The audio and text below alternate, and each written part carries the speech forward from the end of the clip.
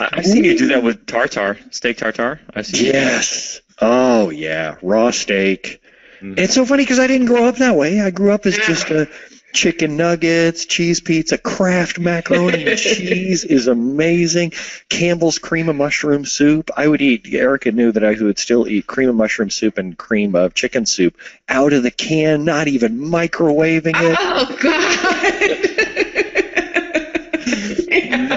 Yeah. That's got to be against someone's religion there. Yes. David Chang is such your spirit animal. I mean, yes. Yeah, I just started watching that Ugly Delicious on Netflix. It was really good. Yeah, it's good. I don't buy the Domino's argument. I don't care how much you would try to convince me. I'm not buying it, David. Yeah, Nope. there's a lot of stuff that he makes. There are a lot of stuff that he argues for him. The Waffle House, I get it. Waffle House is really good, but a lot of the other stuff.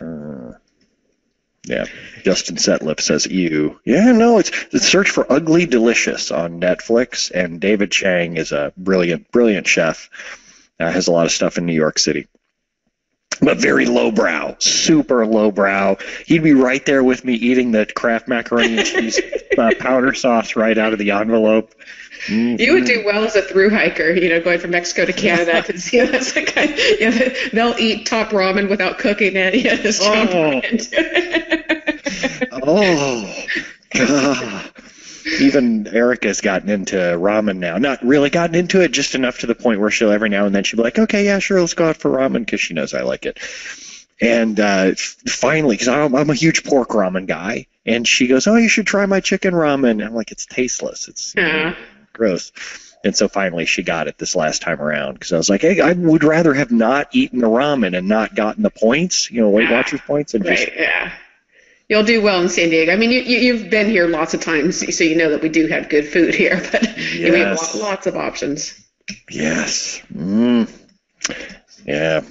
Daryl saying, I'm thinking about a cold can of clam chowder. Yes, that too. It comes out of the can like Jell-O. It's so wiggly. It's like, oh, man. It's like that cranberry sauce, right, on Thanksgiving, right? And it's got the ridges from the can. First time I went to go make something like that, Erica saw me doing it, just whipping it together with a fork, and she goes, "Do you want to maybe use a food processor or something?" I'm like, "No, it's okay, just like this." And she's like, "Well, shouldn't it be like evenly blended?" No, you're some kind of chef. No, just dump it out. I saw this on Chopped once. It was great. It was great. Yes. Every now and then when I'm going through the grocery store, I kind of imagine that. Because Erica will give me a list, and I'm like, okay, blueberries, salmon. And I'm like, this is like the worst chopped basket ever. I don't know how anyone could make Thanksgiving dinner in a can. Yes. And Cheetos. Yes. You have 30 minutes. Go. And your mission is to make a dessert. That's right. All right, we'll get started with the technical questions. Let's see here. Marcy asks, I'm looking for general advice on showing my boss a weekly basis of what's all right with the SQL Server estate. She says, I hate SQL Server's canned reports. I thought about the Power BI dashboard, but it takes too much technical explaining. Oh, that's a really good question. So, Tara, when you guys wanted to, as database administrators, how did you bubble up to management that, everything's going okay? I mean, honestly, I didn't, because I can't talk the manager speak. So my manager would do that and pass it up. Low and slow. I've had a recent client who had really high up people in the company join the call, and they just wanted the executive summary portion. And so I would talk, and then someone in that company, sysadmin type, would have to translate it. I was like, I'm sorry. Ouch. Yeah. So no, I've never done that, actually. Marcy laughs. What about you, Richie? When you want to convey to, well, even to me, what do you go to? All right, now how do you know everything's okay in the environment? Errors. It takes some monitoring tools. Yeah, I usually go on level of risk. Maybe that's the PM training in me. So if there's an issue, what's the risk level? And try to explain, hey, if we have a high priority risk, that means we need to fix something right this second, or we're in danger of losing data, and then kind of break it all the way down. So I usually try to convey that way. I've been kind of lucky with having some CIOs that were previous technical people, so they could kind of understand the technical lingo. And typically, the technical CIO typically would want to go into the deeper levels because they've been out of it so long, and they're like, oh, any little thing, and they kind of grasp to it. But if you're talking to other executive level folks, it's usually best that you just say, okay, well, here's the risk, here's the issue. We're not going to go any deeper than that, but this is the consequence if we don't fix X, Y, or Z. I like the risk thing. Marcy says my boss does the Charlie Brown wah, wah, wah, wah, wah sound at me whenever I start talking. I guess one thing that we did provide to management was a system availability. So, monthly, was there any unplanned downtime, that type of thing? Because we did measure that, and I guess we could have, shown our ticketing system, number of issues per system, that type of thing. But it wasn't really any metrics that I would have gathered in SQL Server. I mean, availability, obviously, but that was through our monitoring tools. I always sucked at that too, and I ended up going with the list of help desk tickets. I'm like, here's a list of stuff I'm working on now. Here's a list of stuff that I don't want to put a help desk ticket in for because I'm going to start getting dinged for having a whole bunch of issues. But those are just the only two things. I've always had a tough time with that. Ron says managers need pictures. I would agree with that now. Rob says, what's your take on doing differential backups in an always-on availability group environment? I realize that they're not supported. Oh, they're supported. Yeah. So they're supported on the primary. I don't recommend doing backups on the secondaries anyway because they're out of date. Even on a synchronous replica, they can be out of date because SQL Server can silently downgrade them to async if there's some sort of, I forget what it is, but some sort of like timeout issue. So I want my backups to be up to date. So I have always ran all of my backups on the primary replica. And if you're having to offload backups to a secondary, I wonder, what else is going on in your box? Why are you having to offload them in the first place? Yeah. So differentials are supported just fine. All three types of backups are fine on the primary. Yeah. The thing that's so tough is figuring out when the differential is going to take longer than the full, is like as long as the full, and it makes your restores take longer. Usually when I'm dealing with an availability group, it's because people want the thing up all the time and as quickly as possible, and differentials make restores take longer, not shorter. So it's kind of tricky. That's why I'd always try to aim towards doing backups fulls daily if I could, but as soon as I get to the point where I can't do a full backup daily, then I start to get nervous. Lee says, we have a wireless connection to SQL Server at a remote site. There's a desire to set up some kind of replication to our primary site. What would you suggest for the least network-intensive replication strategy? Log shipping or something else? Wireless connection? I don't know about this. Guy with a Pringles can aimed at the home office. Richie, I don't know. You're gonna have to test what kind of latency you have with transactional replication, log shipping. You could have some significant latency depending on how busy your system is. Mm-hmm. I'm a fan of if you want to get from between two places, like usually the shortest route is the cloud. Like how fast or how good a bandwidth can you get up to the cloud instead of trying to get to your primary site too. Because sometimes some systems will have better internet connectivity up than they do to your office, like to a flaky VPN. Good. Interns with a USB drive. Good point. Yes. Yeah, especially redundant. You get several of them, and I don't mean the USB drives. I mean the interns. Yeah, you're going to lose some of them. They're cheap, sometimes free. Yeah. Lee says it's up the canyon to our water treatment plant. I don't know how real time it needs to be, but now suddenly I'm really liking the SneakerNet idea that if you only need it for like reporting purposes, I bet you have people going up the canyon to the water treatment plant all the time. Get your backups off site. Start rotating backups off site. Put them in somebody's USB drives. Assuming it's not like personally. There's someone on this call that would do it for free. Yeah, maybe the listeners. There's someone here that would do it for free. Not you. Not you? Yeah. Richie doesn't do anything for free. He doesn't get out of bed for less than 10,000 query bucks. Well, especially hike up a canyon. No. Oh, yeah. Oh, I see where you were going with that. Oh, there has to be an elevation change, and all of a sudden kerosene. And the water treatment plant has to smell good. It can't be just a sewage kind of thing. No one's going to want to go hiking to a sewage place. Scott says we have a new 2017 Enterprise CU6, and every hour he's getting an error. A user request has generated a fatal exception. SQL Server is terminating this session. Contact product support services with the dump produced in the log directory. Oh, what is the process for passing this on to Microsoft? Oh. Open up a support case with them. I don't remember what the 1-800 number is, but you can go on their website and you can find it on there. $500, and they'll figure it out. And assuming it's a bug in SQL Server, they end up refunding it to you anyway. They refund you the $500, so that helps too. If you have an enterprise agreement, like with Premier Support, it's even easier. I would say don't screw around. Go actually do it. If you're memory dumping every hour, that can be what we call in the industry bad. Pablo says, hola, amigos. What is the root cause of threadpool waits, and how can I simulate them? I tried like 500 threads, but I just got a little bit of threadpool waits. It's funny. My blog post that just went live today, when I was testing it last week, my blog post had nothing to do with threadpool, and I kept encountering it. It had nothing to do with blocking. It was just the amount of threads I was pushing through OStress. But I mean, if you wanted to, OStress can do it because it can hammer your box. SQL Query Stress just did not help out with that specific blog post. There's two magic parts there. The queries need to go parallel is the big one. You want to have like a low cost threshold for parallelism and a wide max stop. So if you're on like an 8-core box, leave max stop at unlimited. Hello, threadpool. As soon as you hit a couple hundred queries, that should do it.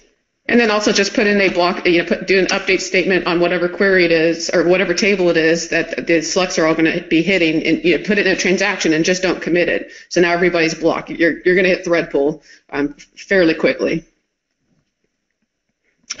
Let's see, Chris. Chris, you wait for Deadpool is over. So go see Deadpool 2 in theaters now. And what was your verdict on that, on Deadpool 2? I liked it, but I got all the indie comic X-Men references because I'm like a complete X-Men geek. So I was like all up in it. Like I was crying when he said his daughter's name and the whole thing. But again, it was crass. It was bloody. It was violent. It's kind of what you expect from Deadpool. They try to put a little more story into it. So more character development. Yeah. I'm happy that it really looks like it's got legs, like they're going to continue doing this for a while. And Domino is utterly amazing. She's Zazie Beetz was amazing. I had my questions, like, well, how are you going to do Domino, but no, she was great. Chris has a big old long question. Chris, if you want to put that in over at dba.stackexchange.com, anytime it's more than a few sentences, it's kind of tough for us to dig into that level of detail. Daryl says, I'm seeing more preemptive wait types lately. I'm wondering if I need to pay attention to these. What are acceptable amounts of preemptive waits? Well, which preemptive, though? Is it preemptive OS pipe ops? Because that's XP command shell. So what are you doing with XP command shell at that point? So you need to figure out what type of external stuff you're calling. And is a SQL Server built in, or is SQL Server doing that, or is your code doing that? But pipe ops is really the only one that I look for when looking at the list. And it's XP command shell is almost always the case. Let's see, Lee says, thanks for the ideas. Daryl says it's com get data on SQL Server 2014. Well, I've never seen that one. I have no idea. If I had to get, so normally when we talk about wait types and how much are too much, poison wait types are one thing, and we have those listed separately on SP Blitz first. But generally, when we're talking about wait types, I don't really worry unless there's at least, say, half an hour of waits for every hour on the clock. So like in the span of an hour of time on the clock, if there's not at least a half an hour of a kind of wait, I'm not usually too concerned about it. Again, poison waits are different, resource semaphore, thread pool, that kind of thing, that's totally different. But, if you're just like CX packet, preemptive whatever, page IO latch, half an hour in a span of an hour isn't really that big of a deal. I just looked it up, and the com get data, if it becomes prevalent on your box, like Brent was saying, but you need to look for the query that's causing it. And the SQL skills, Paul's information on that guy says you might be doing a hash join or a sort. So find the query. And if you were going to go track down which query it was, how would you go about doing that? Well, I would be using SP Who's Active. That's true. Tara has you can use Blitz Who also. I like to do this via current activity. Easiest. You log it to a table. If you do it frequently enough, you should be able to catch it if this guy's a fast query, because maybe it's a fast query. It's just running so often it's hitting the weights are going really high for it. But Blitz Cache is good for looking up queries, but you're not getting the weight information, right? So I need to be tracking queries, and so it'd be SP Who's Active to a table, and it's the weight info column. You might not catch it at the time though. That's the problem, Especially if there's not much of it. Yeah. People also say out there too, there are things you can do with Query Store or with extended events, and you totally can. We're not poo-pooing that. They're just much harder. They involve setting things up ahead of time, running a lot of tracking, and if it's not really a big deal, then it's kind of a pain in the rear to catch, whereas SP Who's Active to a table is a piece of cake. Pablo asks, are there some things that I should check on in IIS when my app is getting error 503 due to high concurrency? Well, we don't really do much with IIS around here, especially if it's 500 level errors. Those are usually application level stuff. You could look in SQL Server at the error log around the same time just to see if you're seeing something. But Richie, you got anything to add on that one? I'm guessing no. No, I ditched IIS a long time ago. Yeah, sad but true. Richie, what kind of technologies are you working with these days? I'm trying to do some updates to paste the plan, but I keep getting some errors popping up in constant care that require my attention. So it's kind of annoying. But today I was doing some optimization with views in Postgres. So there you go. What kind of stuff are we looking at adding to paste the plan? Oh, I don't even know, Brent, because I've just been started on the low-level stuff. So adding the serverless functions, we didn't add, or not functions, but framework to the application. And what that will do, that allows us to more easily deploy the functions to Lambda and kind of hold everything in one spot, as opposed to crazy gulp functions that I wrote a long time ago. Doing an upgrade to Node 8.1 in serverless, it's just change of a text. So that's another reason we're doing all that. We're getting rid of some of the GDPR stuff, so like the recent plans and things like that. So that is so just so you people know, we're not, we want to go back to Europe at some point. We're getting ready for it, but it's going to take us some time. There's only one of me. And my wife doesn't want me cloned, so. Yes. There's a new version of the HTML query plan. So there's a whole bunch of new stuff in there that we'll be adding, as well as fixing some of the valid XML stuff that I ignore. Nice. Tammy asks, speaking of Postgres, how hard is it for a SQL Server DBA to manage? Are there any gotchas? Well, when we switched to it, when we didn't switch directly to Postgres, Richie, you want to talk about what we switched to and why? When we just started Postgres, so there was really no switch to be done. Well, there. But instead of SQL Server. Right. I mean, the idea is that it was there's no SQL in AWS. So there is, but it's a whole lot of different cost level. And so when they came out with Aurora about a year and a half ago, maybe, we got into beta really, really early, and we were kind of impressed on the cost per performance level that we had there. So we just kind of grew as that service grew, and just went live when they went live. So it was more of an organic thing for us. It kind of made a lot of sense. If you're a SQL Server person, just pick up a book and skim some of the topics. Everything's going to be so very familiar to you. The indexing is the same. You're doing the same things. It's just using a different engine, and some of the syntax is different. I know, Brent, you trip on that just a little bit because you haven't been using it as much as I have. But everything is familiar, but just in a different language a bit. Yeah, I love the how easy it is to jump in and write queries, but I've got a blog post started with a couple of differences. For example, you can't just go and declare variables and put in an if statement and go, if this, then go do that, if this, then go do something else. There's just a lot of subtle differences in terms of syntax, and then a lot of subtle differences in data types, but nothing too big, like casting and converting is a little different.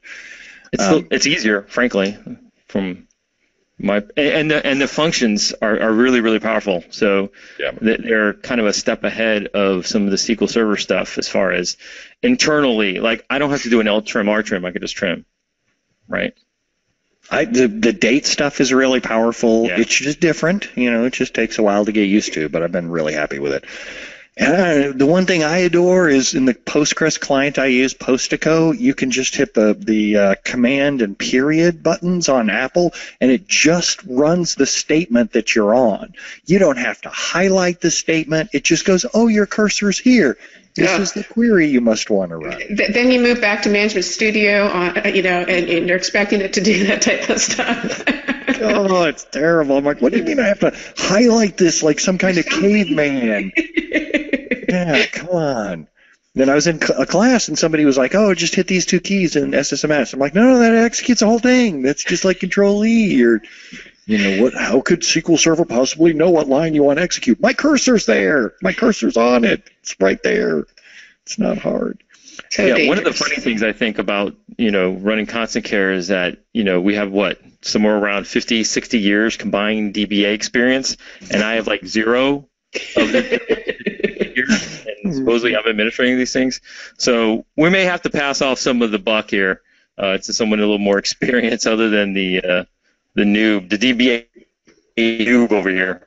Yeah. I have the most amount of years, but I have the least amount of knowledge. So No, doesn't matter how many years you have. No, man, I don't know. It's weird. I mean, you talk about people and they say I have 10 years of experience, but they've done the same thing for 10 years straight. But then because we deal with that a lot as consultants. You walk in, you talk to somebody, and they're like, I use SQL Server since 4 point whatever. I'm like, how come you have priority boost on? Seriously, it's not that hard. Turn it off. Or the other question we'll ask is, when was the last time you went to training or a user group or went to a SQL Saturday, PASS, anything like that, because you can learn a lot at those kinds of events. All right. Well, thanks, everyone, for hanging out with us today. That's all the questions y'all have submitted in. We will go out, grab lunch, and we will see y'all later.